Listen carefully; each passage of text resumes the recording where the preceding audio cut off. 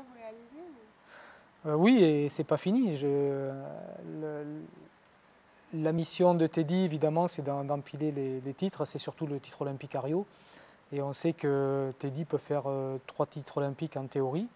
Il aurait pu en faire 4 malgré Pékin, mais l'objectif c'est vraiment l'échéance olympique. Donc oui, Teddy était le favori avant les championnats du monde, il a gagné de belle façon et ça restera le favori encore de nombreuses années. C'est simplement lié à sa motivation parce qu'aujourd'hui il a de l'avance sur ses adversaires et c'est cette avance qui va lui permettre de gagner pour la suite. Facile parce que Teddy Riner arrive, voilà, tout paraît facile, mais c'est exceptionnel ce qu'il vient de train de réaliser.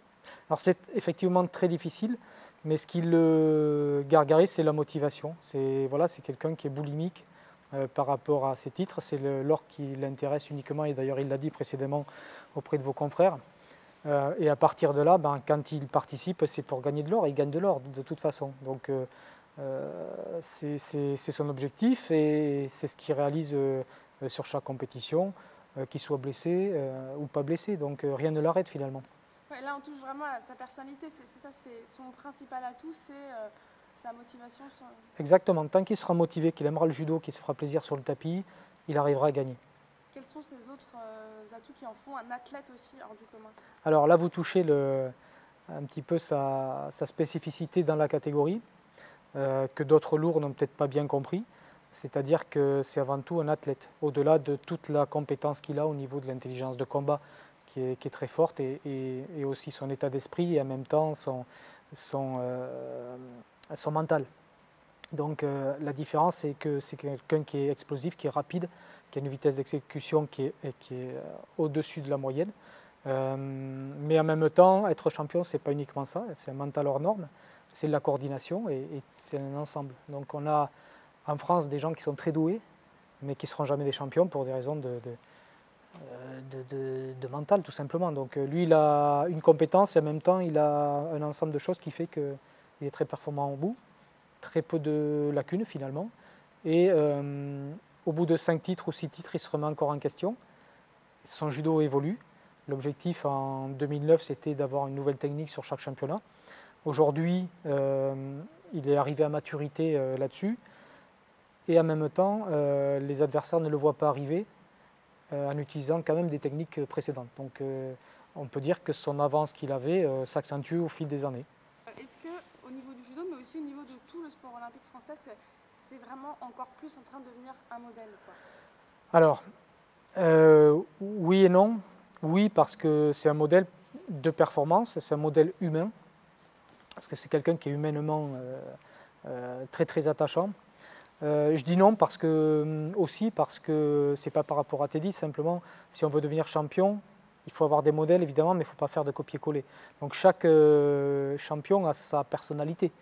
Donc c'est un modèle sur le plan de ce qu'il communique, qui émane au travers de lui. Mais il faut que les sportifs, notamment les athlètes de haut niveau, vraiment s'expriment par rapport à leur personnalité, ne fassent pas un copier-coller d'un modèle, même si c'est Teddy Riner.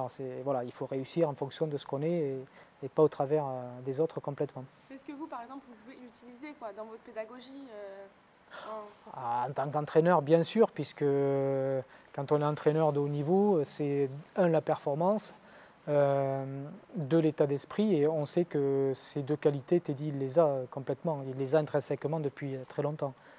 Donc tout à fait. Et les élèves aussi vous en parlent, est-ce que voilà, il est présent dans l'inspiration, quoi?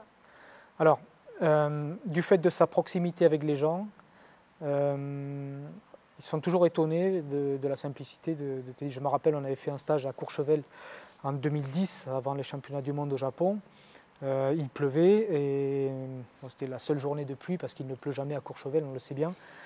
Et Teddy, la dernière journée, est venu sur le tapis voir les enfants alors qu'on n'était pas là-bas pour faire du judo, malgré la pluie, malgré le mauvais temps, et ça a touché tout le monde.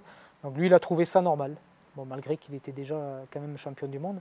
Voilà, ça, ce sont des valeurs fortes qui dépassent le sport.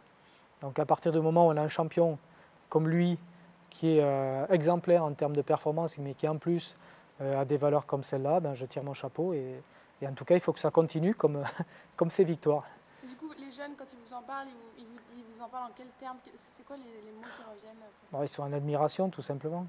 Ils sont en admiration par rapport à son gabarit aussi, parce que c'est quand même un gabarit hors norme.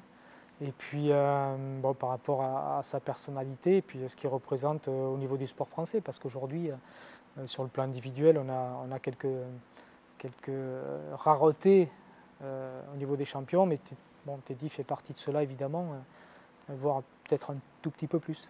Oui, c'est ça, pour terminer, c'est vrai que les champions français qui gagnent tout le temps, qui ne cessent de gagner, etc., il n'y en a pas des masses non plus, quoi. Tout à fait. Lui, il est assez représentatif de ça. Et voilà, en tant qu'entraîneur, évidemment, il faut utiliser cet aspect-là qui est bon, une certaine boulimie de la victoire, mais tout en ayant du respect par rapport aux autres et par rapport à ce qu'il fait. Voilà, on dit le mal français, c'est de ne pas être assez ambitieux, etc. Bon, il ne faut pas s'apitoyer non plus sur son sort. Il y a des grands champions chez nous, des espoirs qui ont de l'envie et qui ont des ambitions, mais lui est assez représentatif de ça finalement.